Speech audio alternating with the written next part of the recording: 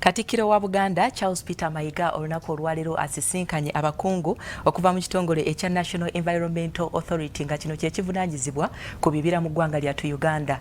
Ekibira kya Kabaka kitongozeddwa wabula Katikkiro alaze obwennyamivu eri ate abakungu okuva mu kitongole kye kimu okwegabanyanga ettaka eririko ebibira olw'obutonde ne busaanyizibwawo. Katikkiro wa Buganda Charles Peter Mayiga agugumudde ab'ekitongole ky'ebibira ekya National Environmental Authority okugabanga layisinsi mu ntobazi ekintu ekisaanyizaawo obutonde mu bitundu eby'enjawulo naddala wano mu Buganda.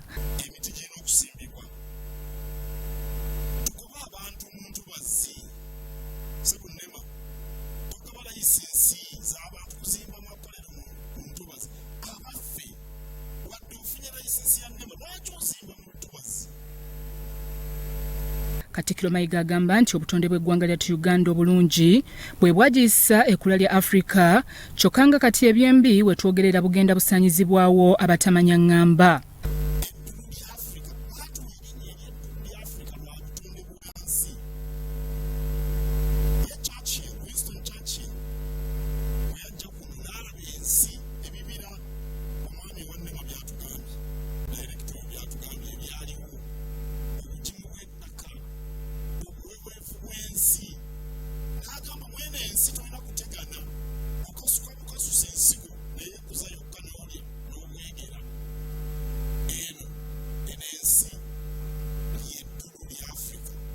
Katikkiro okwogera bino abadde mu nsisinkano n'ebitongole bya gavumenti n'ebyobwannakyewa ebivunaanyizibwa ku butonde bw'ensi okulaba butya bwe bayinza okukwatagana okutaasa obutonde era nga gwe mulamu omukulu Buganda gwegenda okuba ng'etambulirako nga bajaguza ameefuga ga Uganda aganaabeerawo ku Ssande nga 8 omwezi guno.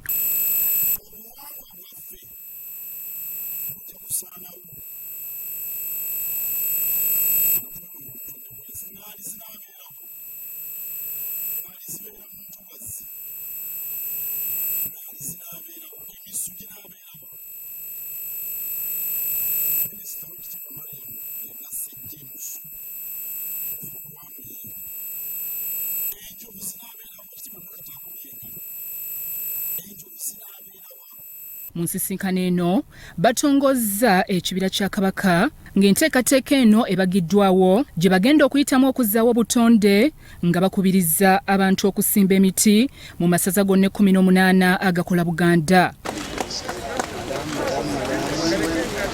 Kamisona Nicholas Magala ku lwa minisita w'amazzi n'obutonde ategeezezza nga gavumenti bw'esanyukidde nnyo enteekateeka eno era n'akubiriza gavumenti ez'ebitundu okugiwagira.